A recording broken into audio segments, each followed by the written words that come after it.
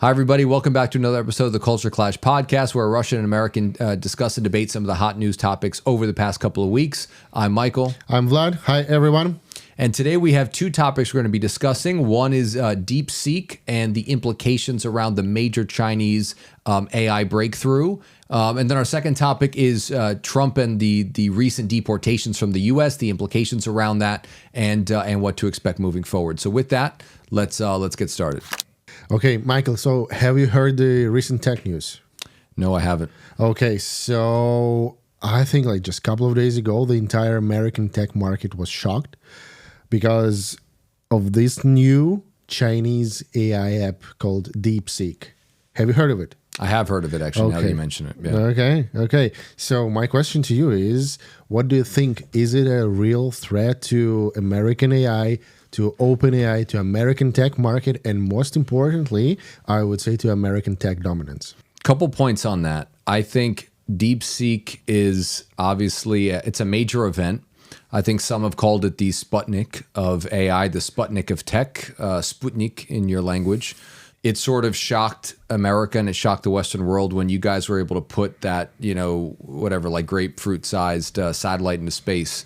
And that was done, obviously, I think it's actually about the size of a grapefruit. Yeah, it was close to it. And I think that obviously shocked the Western world. So I think there's parallels in the sense of it was shocking to the West to see that the Chinese were able to develop some sort of similar AI. But I think the most interesting pieces to it and how it could actually be different than Sputnik, from the metaphorical perspective, is the Americans actually began in the lead with the AI race, right? So it's not like the Chinese were leading this race and then suddenly the Americans came up and caught up. It's actually the reverse, where the Chinese have seemingly caught up. And I think that's evidenced by, in terms of the fear around, American tech dominance, was that NVIDIA lost $600 billion of market cap this past Monday, which was the biggest single day drop in valuation in global history, actually, in glal stock market history. I think the entire market lost like close to 1 trillion and 600 billion NVIDIA only, which was like the leading before. Yeah, exactly. So from that perspective, I think it stunned a lot of people.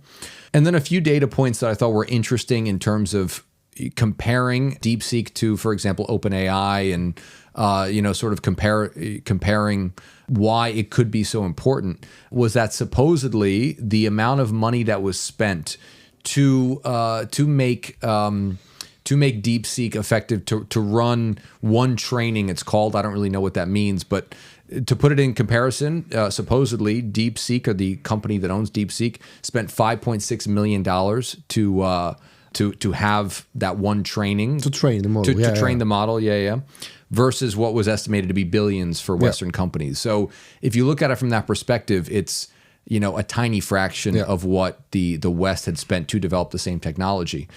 So from that perspective, if the Chinese were able to devote such a small amount of resources to achieve essentially a peer output, that's obviously that would send shockwaves through the industry. A few other data points that I thought was really interesting was that DeepSeek only costs 55 cents per 1 million tokens of input, I guess. Again, I don't really know what that means, but from a comparison perspective, DeepSeek costs 55 cents per 1 million tokens, whereas OpenAI cost $15 per 1 million tokens. All that is to say is that it was 30 times more expensive to do the same work that OpenAI was doing. So obviously that it is the comparison that's relevant here, that the Chinese seemingly have developed this technology at a fraction of the cost, a tiny fraction, to essentially have the same output. So that's, I think, from the Western perspective, quite concerning. Again, the performance output was very similar to OpenAI. So, same performance, way cheaper. This is obviously a major concern. And supposedly, they also used NVIDIA chips, actually, interestingly enough, but older chips, the ones that are currently not under export ban. Which means with older chips, a fraction of the money, supposedly DeepSeek was able to do exactly the same, more or less, output as OpenAI. So to your question of, does this challenge American tech dominance? I don't think immediately, but I think it should and has sent the shockwave of the Chinese should absolutely be taken seriously when it comes to tech and AI. And I think I think the American companies, the American industry has to be a bit careful. I think we've seen this now a number of times, whether it was Huawei coming out of nowhere, maybe 10 years ago, now, offering this, smartphone that was a peer competitor, very similar in terms of actual capacity. And that what did the West and the U.S. try to do? They tried to ban it.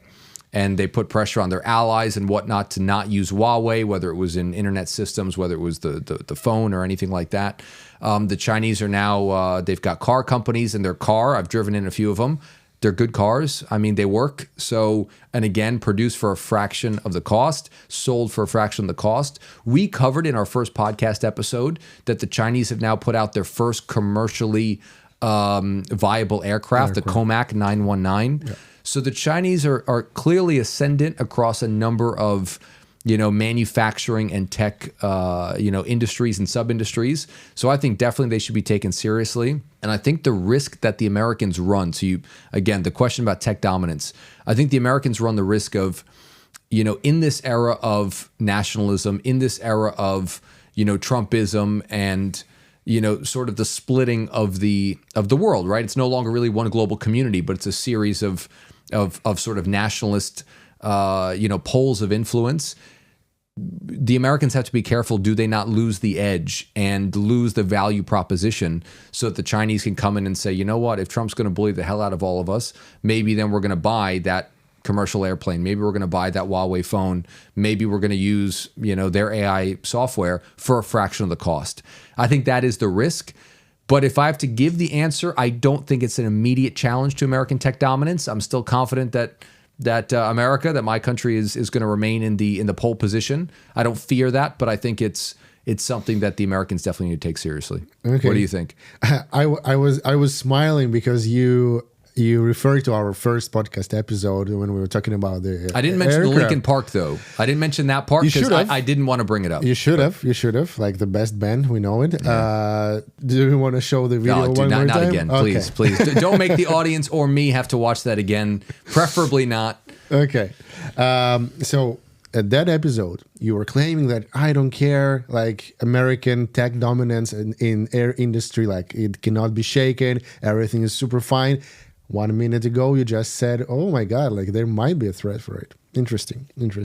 Okay. Are you trying to say you're right? No. Nothing's happened yet? No. Nothing's happened yet? Yeah, probably I just got you on your word. Okay. Regarding to the question that we're discussing now, DeepSeek. So what I'm thinking, and the way I phrase the question is threefold, right? So is it the threat for OpenAI as a company? Is it the threat for the tech market? And is it a threat for American tech dominance? I think it's not necessarily a threat. It's a challenger. It's not a threat, because like threat is something that can destroy you. I don't believe that even though China has a very rapid development in tech industry and AI industry and software, I don't think it's something that can destroy or harm American market. What I believe is, first, it's definitely a challenger in a very Chinese way. Take something, make it cost a fraction of what other countries spend to develop it, make it very close in terms of performance, eventually maybe make it even better in terms of performance, and put it on the market. Yeah, but can I just real quick cut you off? I think this challenges the traditional Chinese stereotype when it comes to manufacturing, that it's going to be cheaper and lower quality. The challenge here is that it's cheaper but same quality. Yeah, I haven't said about low quality. I agree. Right. I agree with that. It's cheaper and it's not necessarily lower quality. It's pretty much the same quality. You're right. However, I heard this quote from one investors in the Silicon Valley, and I really loved it. When somebody finds the way to use the oil in a more efficient way, it doesn't mean that we all stop using the oil, stop buying the oil. No, we get more products, we start using it more efficiently, and eventually the market wins. I think pretty much the same for the global tech market. Having another challenger to OpenAI and to its technology is actually a good thing. You will have another strong player. And that leads me to my next thought about overall, this tech rivalry between the US and China. And I think it looks very similar to what our parents and maybe our grandparents observed between the USSR and the US when it was the space race. I think it's very good metaphor and very good parallel where we see two powers, two like rivals, two competitors trying to dominate in a certain industry. And it is a strategic industry. Again, aerospace was a strategic one. Now we know that even Trump said that AI is one of the strategic pillars for American development. And we see the challenge and the competition that is rising and becoming harsh and more harsh in AI in this like tech industry. So what I want to say is, again, we see this race, and it's not necessarily a threat. It eventually will lead to the benefit of the overall like global market. However, I would like to say that we obviously see the two leaders in this, like two global leaders in this race. Then probably we see countries like Russia and Israel that are tier 2, and then everybody else who are like centuries behind. Yeah. So I think in upcoming, I don't know, couple of years, we will see how this market, how this industry will shape around us. We obviously see how the AI is changing right away, the way we use it in our daily life, the way we use it in our work. I think we can talk about it in a moment. But I think we can see how it's changing right now. And I think we will see a lot of global regulations, a lot of national regulations around it. We will see how it will shape as an industry. And I think this rivalry between two leaders will help to shape this, and eventually we will all benefit as a tech market over here. What's your take on that? Yeah, I mean, I would prefer to disagree with you, and I think normally I think your opinions are pretty off base. I think is the usual reaction I have to your opinions. Respect, okay, bro. I mean, I respect your opinions. I just think they're not good opinions, but. Or I should say, I respect your opinions. I just disagree with them, is what I should say. But in this case, as if somebody cares about yours. Oh, okay. Wow, there you go. There you go. Possibly not. But what I would say is, I think in this case you're right. The only area I might disagree is I think OpenAI could be under direct threat from something like DeepSeek, because I think the problem with some of these AI platforms, and AI in general, it's about critical mass, right? It's about critical mass, it's about power, and it's about data. So if DeepSeek can do something more efficiently, cheaper, et cetera, I think there's going to be a natural gravitation in the market to it. So for example, this week, what was the most downloaded app on the App Store? It was DeepSeek. During the day, yeah. During the day, yeah. So the point there is, if the computing power and AI model and all of that is equal or better, I think this obviously becomes a risk, because then suddenly who's going to use ChatGPT? Because again, all you need is a little bit more data, a little bit more efficiency, a little bit more power, and suddenly it's like the entire market will gravitate in that direction. So I think there actually is a direct risk and a direct threat to OpenAI. Again, to the American tech industry, no, I don't think so. I think worst case scenario, the U.S. government could or would ban, for example, as they've done already, Chinese technology. So I think from that perspective, the Americans would protect their own market. So again, how competitive or successful they'll be globally, that's a different question. That I don't have an answer to. But I do think, again, it's a threat to OpenAI. I think to the U.S. tech industry, not necessarily, and then to U.S. tech dominance, no, not at this stage. But again, a lot of other factors are at play. So from my perspective, something I also jotted down when preparing for this topic was the Chinese economy and the health of the Chinese economy. Okay. So the Chinese economy in many ways is struggling right now. So again, they're still growing by official numbers, but you've had pretty severe, well, not necessarily severe, but you're going through a pretty significant housing bubble at the moment. Consumers are under a lot of pressure. You have deflation in some elements of the Chinese economy.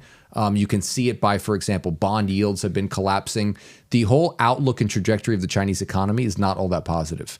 And then if you overlay that with the demographic issues they have, the population of China is supposed to drop more than 50% this century. So I think they will struggle to maintain the same levels of technological innovation, investment, all of these areas, whereas the U.S. economy appears to be more robust at the moment. So I think that's another thing to keep in mind, which is why I would still be, not trying to be biased as an American, but I would still be bullish U.S. tech and the U.S. dominance for the foreseeable future. But at the same time, I can acknowledge, I think, particularly in the short term, the Chinese have a lot of openings to challenge that American dominance. But again, I don't view them as a direct threat, to the overall dominance, and I would still give the U.S. The clear edge. Yeah, I think what is interesting here, I agree with you on this point. First of all, this is interesting already, but what I want to I think you usually agree with more of my opinions than I agree with of yours. I think. Because I think even you would acknowledge. I let you think that, yeah. Okay. I let you think that. Yeah, fair enough.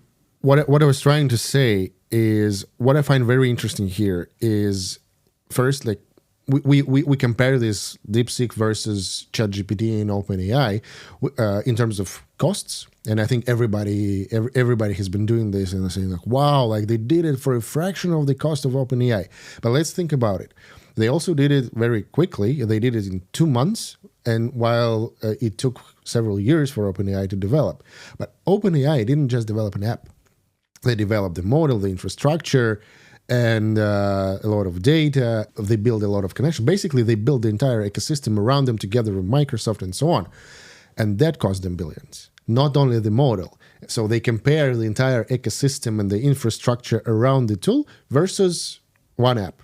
Okay, but again, this is the main, I guess, the competitive advantage of American tech right now, because you have the established infrastructure, you have availability of a lot of data. From what I read, DeepSeek is mostly rely on the Chinese data, on the internal data, which is obvious, again, in the way how the Chinese tech market operates.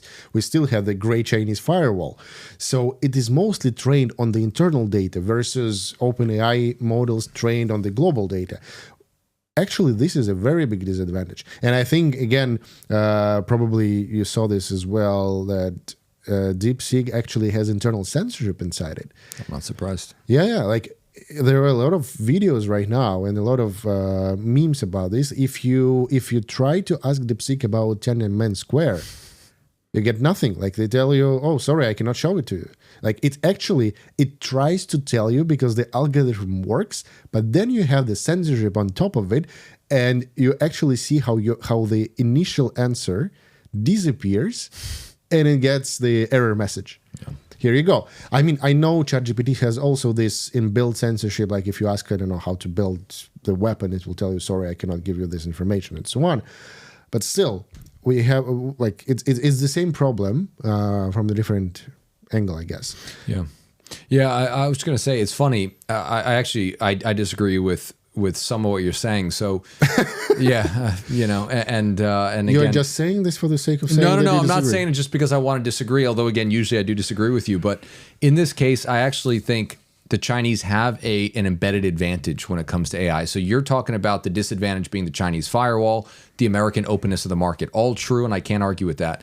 But the issue that the Americans face, in my view, is that the population is a quarter of the size. So the Chinese can harvest so much more data, even if it's forced, consumption of data. I think privacy laws are obviously much, less. They're much more restrictive, I think, in the U.S., for example, right, in terms of sharing privacy, in terms of being able to data mine, whereas the Chinese, it's not an open democratic system, right? So I think if companies or the state has a vested interest in collecting more data, they will. So being able to collect that much more information from a population 4 times the size, I think the only remaining variable is collecting data overseas. Now, I think, again, the Americans have the advantage because it's an open, democratic society, because the Americans have legacy advantage, because the Americans have this global alliance network where companies and people would rather use American apps probably at this point.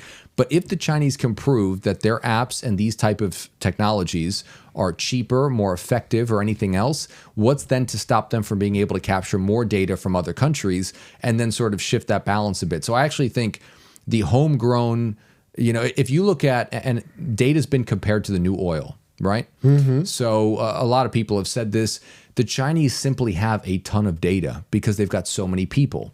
So if you can harvest and harness that oil properly and then use that to grow at scale, and then obviously if you can perform, and have a stronger, more efficient, cheaper, whatever, and then operate that globally or regionally, I think suddenly the Chinese could have some of the strongest, output when it comes to AI. If you look at a lot of the new patents around AI development, research papers, all things like that, the Chinese are growing pretty rapidly and I think have actually overtaken the U.S. on a number of metrics in terms of either research papers being published on AI or some of these patents. So they're moving and they're moving quickly. And again, I think that huge captive market that they have is a huge advantage. So I think from that perspective, I actually see it as an advantage versus a disadvantage. But yeah. Okay. Have you tried the app yourself? No, not yet. Dude, I'm American. I'm loyal to my country. So I tried, and I know that a lot of actually Russian people tried this and they like DeepSeek because it's Chinese. No, not because of that.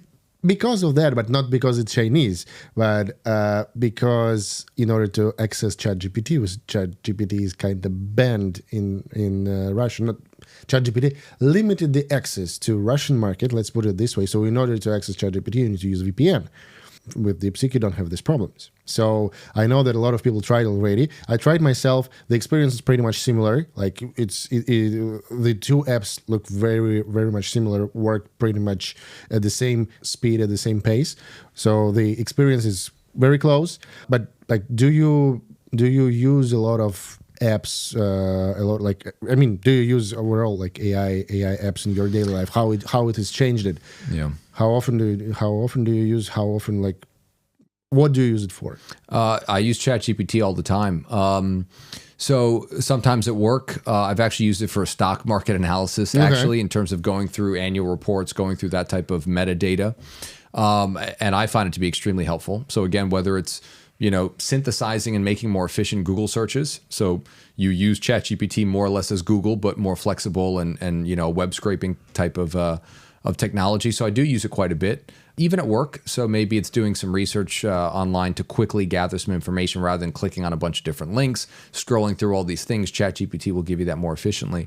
And then I'll ask you the same question. But before I get there, I do want to touch on one of the points you mentioned, which was the point about the Russians using DeepSeek, for example. Yeah.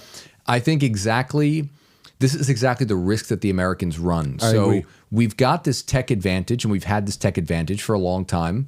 But the Americans, through multiple administrations now in a row, have helped to divide the planet, I think, into these zones of influence. Wow, So, I would like to have it as a quote. You can, yeah. I mean, because it's the truth. I mean, I think it's pretty self-evident, right? So take what's happening in your country and, and the, as you guys call it, the special military operation, the war in Ukraine. So what the Americans led and what the Western world has done, and most of the world, I guess, has been to sanction and punish the Russians, obviously, and that, that's had a major impact. But what that then does is open up the door to places like China and other countries to come in and deepen that relationship. So I think the Americans have cut themselves off from some of these markets at their own choosing, which helps to strengthen, in some cases, your opponents or your rivals. So I think the more the Americans use the bully pulpit, use more of the stick than the carrot as it pertains to international relations, I think they run the risk of losing some of that advantage. And again, we don't need to go into politics and my own personal politics, around Trump and the Democrats and all that.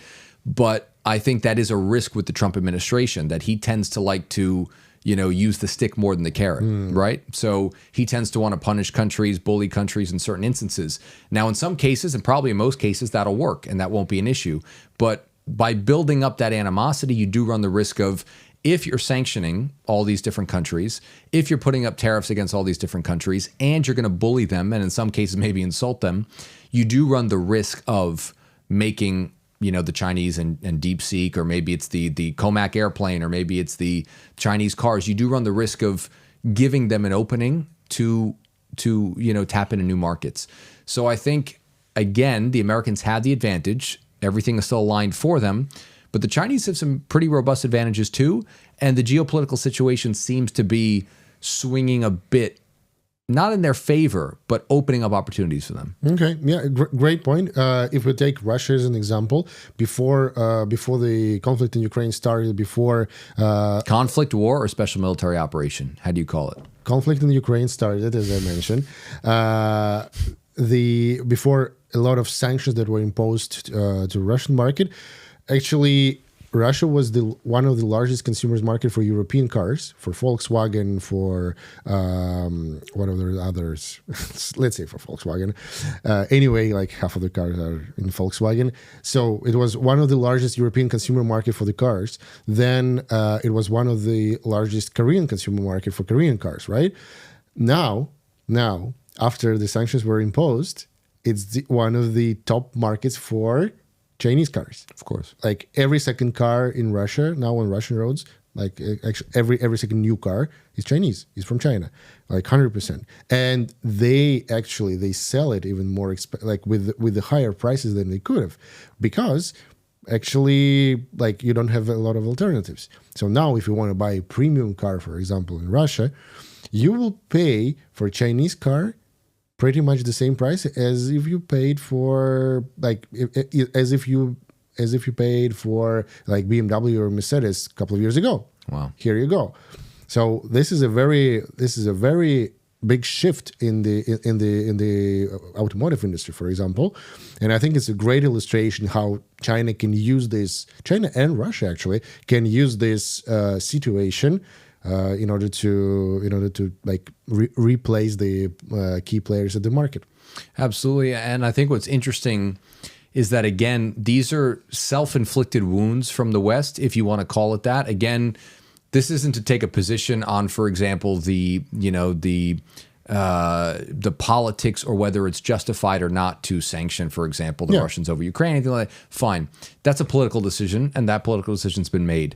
But I think what's interesting is that you are shooting yourself in one foot by doing that, right? So take, for example, freezing the Russian, what's it called? Assets. The Russian assets worth $300 billion.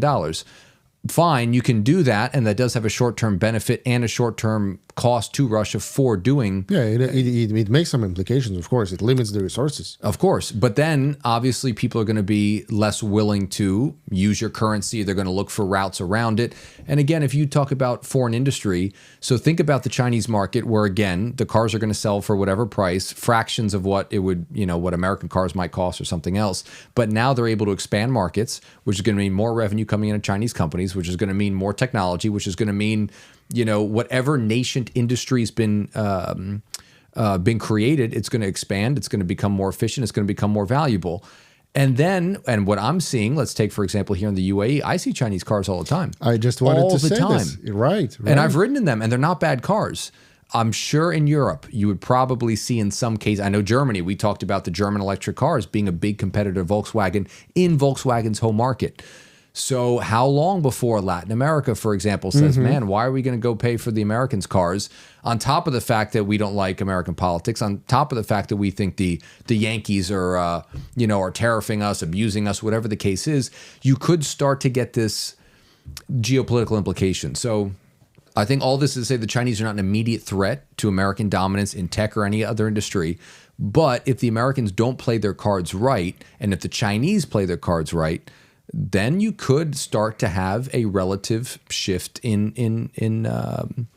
that balance of power in some of these industries. And again, the plane is an example, the cars are an example, tech, AI. Huawei, for example, I think was one of the top three. Huawei is one of the largest tech companies in the world, for 100%. It was. And we went through the numbers that after the Trump sanctions came into place and Trump was putting pressure on a lot of the European countries, I think it was 2019, 2020, the revenue dropped significantly, but it didn't go away, and they're actually coming back now. So again, short term, you want a tariff, you want to punish, you want to do this. But at the end of the day, global capitalism would suggest if you can produce value and it's cheaper and more effective, you're going to win in the long run. So this is something the Americans definitely need to pay attention to. Yeah, it's interesting, right? We started with one app, and basically, if you look around, it's the specific app, it's the AI, it's the overall tech, it's automotive, it's aerospace, e-commerce. And the recent story with TikTok, we still don't know if it keeps the second largest market or not. Second largest because they have their own in China. Yeah, So it all goes back to the American-Chinese rivalry. Yeah, so Absolutely. I definitely I definitely can see the metaphor and the parallel that the tech rivalry between China and America right now, it's pretty much the same that it was like 50 years ago between the US and the USSR for the space race. So, all right, Vlad. So, as a former would have been Soviet citizen, What? So, well, you would have been, right? If you were born back then, you would be a Soviet citizen. Yeah, I'm not Obviously. that old. Don't make me older No, than no, I I am. didn't say you were. I'm saying, well, yeah, good point.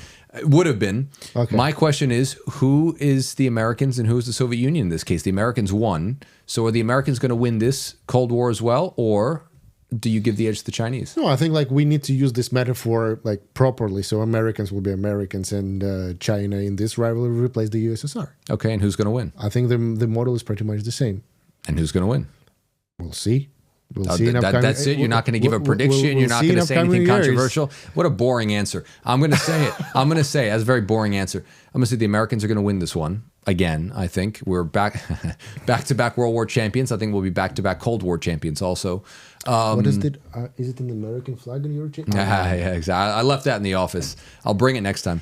But yeah, look, I think it's interesting, and I think the Chinese are ascendant in a number of areas, and yeah, as you said, it'll be something to watch. Michael, also recently, after what was it, like 2 weeks after Trump got elected? No, actually, Trump. 10 days. 10 days been after 10 he days. after he entered the office, right? 10 days after inauguration. So he started fulfilling his promises, and he started the process of deportation of the illegal immigrants in the U.S. So why is it happening? Why now? What will be the consequences? What's your take on that? Good questions. Why is it happening? I think very simply put, it's what Trump ran on, and it was one of his very popular policy positions. So to very quickly go back in time to Trump in 2015, 2016, when he was running as a Republican against 10 other candidates, his biggest differentiating factor was he was the most hawkish on immigration, the most strict. And that was clearly what the Republican voters wanted. And eventually then he was elected in 2016. And that was a big thing as to why he was voted in 2024. They saw all the migrants who came in under the Biden administration. They saw what happened under Trump. So that was a big issue that Trump won on, was immigration. So that's why it's happening, broadly speaking. Now, that being said, I think there's even deeper points to that topic. So America's gone through these phases historically, of being a very open country when it comes to immigration than being a very closed country. Yeah. So as everybody knows, America's a country of immigrants, right? Everybody came from somewhere else except the Native Americans. And what you see is that you're going to make a joke or something? No. I feel like you're about to make a joke. Whenever we mention Native Americans, it's a little bit ironic, I guess. Why is that ironic? Because a lot of people came and Native Americans pretty much ceased to exist. Let's ask the native Siberians the same question to the Russians. They're still there. No, we got some also. Anyways, it's a whole nother topic about Native Americans. But essentially what you saw was, in the beginning, America was looking to have as many immigrants come from Europe or from wherever as possible, right, to build out the country.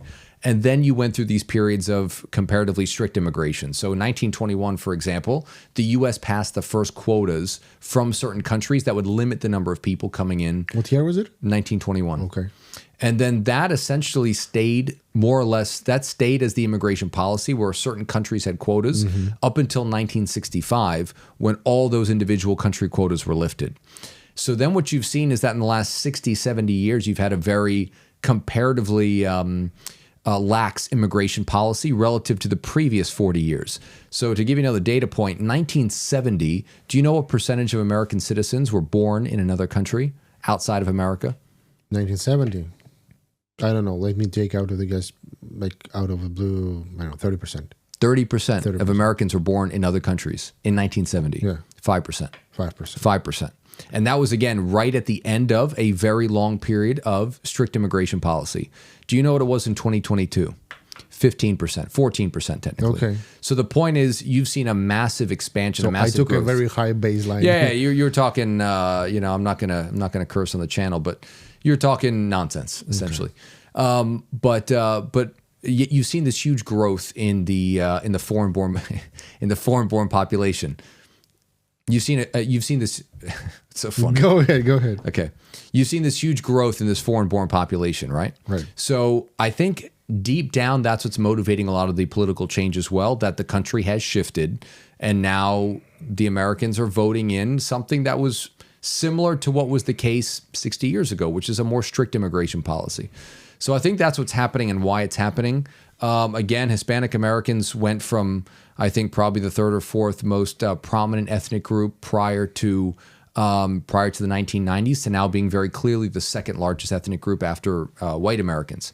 So they surpassed African Americans, for example, as by far the second largest ethnic group. So you've seen these huge changes from a demographic level within the U.S. So at some level, combining that with the percentage of Americans who are foreign born, comparing that again with 60 or 70 years of pretty lax immigration policy, I think now what we're seeing is America starting to close its doors again. But correct me if I'm wrong. From what I read about this, it's like the anti-immigration movement. It's not about all immigrants. Like the way I see this, the way I read this, it's practically targeted to Latin Americans. Why do you say that?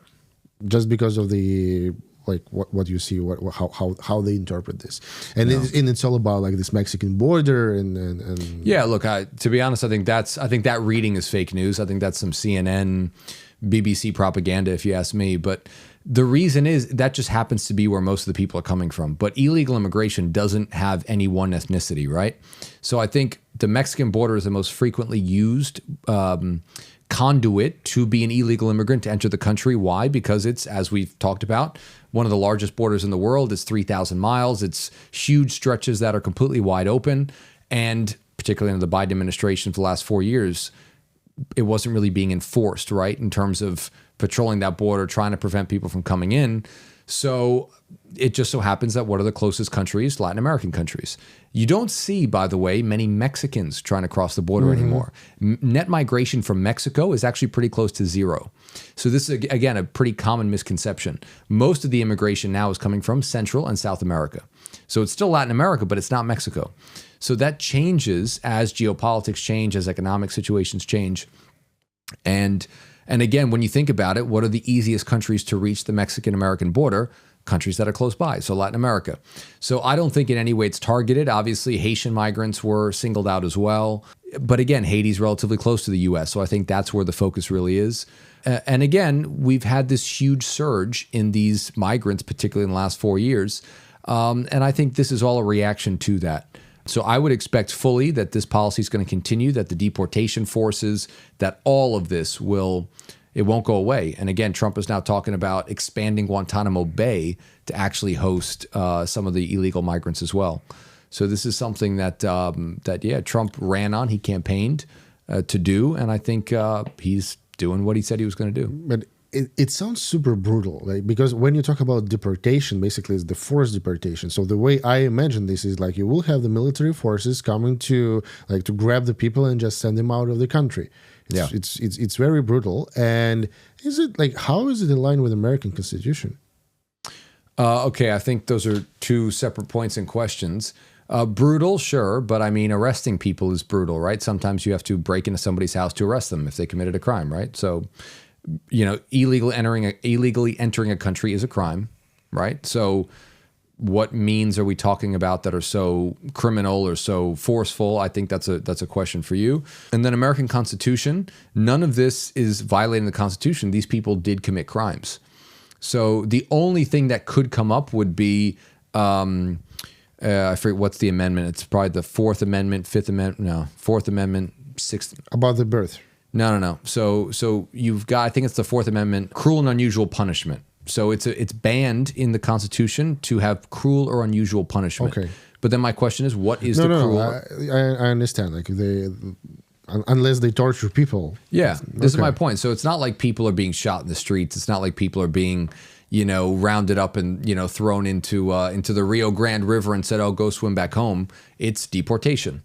So deportation is inherently forceful, right? Police or whoever do need to get people and arrest them and then send them wherever they came from, whether it's Mexico or something else. So you can call it brutal, but again, these people, whether we like it or not, and not taking a position on it, they did commit crimes. These people did commit crimes, and they're being they're being punished for those crimes, which is to be kicked out of the country. I believe we will see a lot of videos and a lot of articles about very poor people, like poor little girl who's being deported, and like they will be playing with emotions, irrespective of what position is. Yeah, like this will be sensitive, of course. What do you think are the implications of that? Yeah, look, I think implications will be the potential straining of certain relations with nearby countries. So you just saw this, right? In the last week, there was a dust up in American-Colombian relations, where the U.S. Was sending planes full of Colombians back to Colombia, and supposedly they were handcuffed on the flights. They were handcuffed behind their backs. The Colombian president didn't like that. He thought that was disrespectful. So then he said something like, "Oh, turn those planes around. They're going back to the U.S. We're not going to take them." And then Trump said, "Oh, you're not going to take them? Great. Well, 25% tariffs on everything from Colombia." And then the same day, the president of Colombia was like, "Okay, never mind. We'll take them. We'll take whoever you want. You don't have to send Colombians." That's an exaggeration, but essentially that was the situation. So my guess is you could have strained relations with some countries. Implications might be, depending on if it impacts the labor force, perhaps a rise in labor inflation, perhaps. Again, you'd have to be kicking out a lot of people to have an impact on that. But my biggest initial guess would be it'll obviously cost quite a bit of money, but the biggest thing would be, the visible thing would be relations with nearby countries. So again, Trump is saying we're going to reinstate the Remain in Mexico policy. We want to send everybody back to Mexico to wait to process their asylum claims or whatever. So I think American-Mexican relations will be something to watch. American and some other Latin American countries will be something to watch. And that would be, from my perspective, immediate implications. Okay, I asked because as you know, Russia has also like its own problems with the legal immigration and legal immigration. So probably heard about this, that over the recent 1 or 2 years there was a massive change in the immigration flows. Have you heard about it or not? Maybe high level. From Central Asia, I think was exactly. Yeah. So basically you can take and mirror the situation with America and Latin American countries, and you can mirror the situation between Russia and the Uzbekistan, Kazakhstan countries. Yeah. Pretty much the same. However, what happened is when the Ukraine conflict started, then after that there was a terrorist attack in Crocus in Moscow, and after that Russia has restricted and has really enforced the immigration policies. On one hand, they were very brutal against the immigrants. And then take into account the rising living costs because of the conflict and because of the sanctions, and basically then again the risk of the conflict as well. So the flows of the immigrants from the Asian countries, it reduced significantly. And now the ordinary citizens, the ordinary people in Russia, they're like, wow, the costs of a lot of services increased dramatically. I was shocked personally. I needed a couple of weeks ago, I needed to deliver one thing in Moscow from one location to another. Something that would have cost me, let's say $20 before, now cost me almost $100. And when I was talking to different people, why do you think it's happening? Why the delivery cost, taxi transportation, a lot of basic urban services, why the prices skyrocketed. And they say one of the reasons is because you have way less labor force. And then you talk with the ordinary people and they say even in the streets, for example, nobody is taking care of the snow, nobody is taking care of the of the streets and so on and so on. So a lot of services has been practically abandoned. They're understaffed. And now jobs like the delivery guys, for example, the couriers, they actually started to match the white collar jobs because in terms of the cost of labor. Well, the thing that's interesting, I think Russia probably has two problems, right? One, you've got that maybe net migration issue, right? And then you've got the war issue, right? So or conflict yeah, issue. so in this immigration thing, you have the net immigration on the one hand, then you also have the forced deportation as well, because a lot of this, a big portion of the immigration was illegal again, so they tried to enforce it. So it's all super complicated. It's like a very big snowball. Yeah. Look, I think it's interesting, and again, this same problem is going to be seen throughout the world. Frankly, I think particularly the Western and developed world, because you've had decades of net migration, which has been huge. To again do some of the lower skill, lower paid jobs. You've seen it in Europe with obviously the migrant crisis coming from the Middle East, coming from other parts of the world, Afghanistan, etc. You've seen it in the U.S. obviously with Latin America. You've seen it obviously in your country with Central Asia.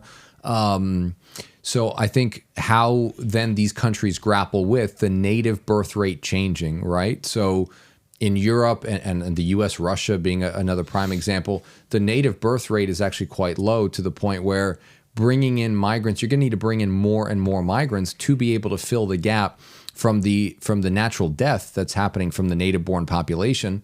And then if you've got issues like you have in Russia, where on top of that you're fighting a conflict where now you're having, more people dying than otherwise would, and these are particularly young men who would otherwise be having families.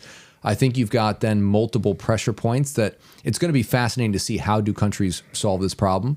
My assumption, and we're sort of all over the place in terms of the way we're going down these topics, opens up a lot of future conversation we can have. Right. But then I would look at something like Hungary and what Hungary's trying to do from a try to boost the birth rate through whatever means necessary. So whether that's paying people more and more money to have families, whether that's going back to traditional religion, I think these are going to be the steps that countries take, because you have a birth rate that collapses too much. How do you afford social services? How do you prevent prices from skyrocketing? How do you have that future economic growth? It's going to be very interesting. And I think all of these things are tied together. But from my perspective, it's very clear we're entering this nationalist era, which will blend into a closed border era where countries are simply not going to want all these foreigners coming in because we've had so much of that over the last few decades. So, but again, in many cases, these countries need it. So if you don't have it in Russia, prices are going to skyrocket. If you don't have it in America, who's going to be doing a lot of these jobs? Who's going to be paying these taxes? It's a complicated question. Right.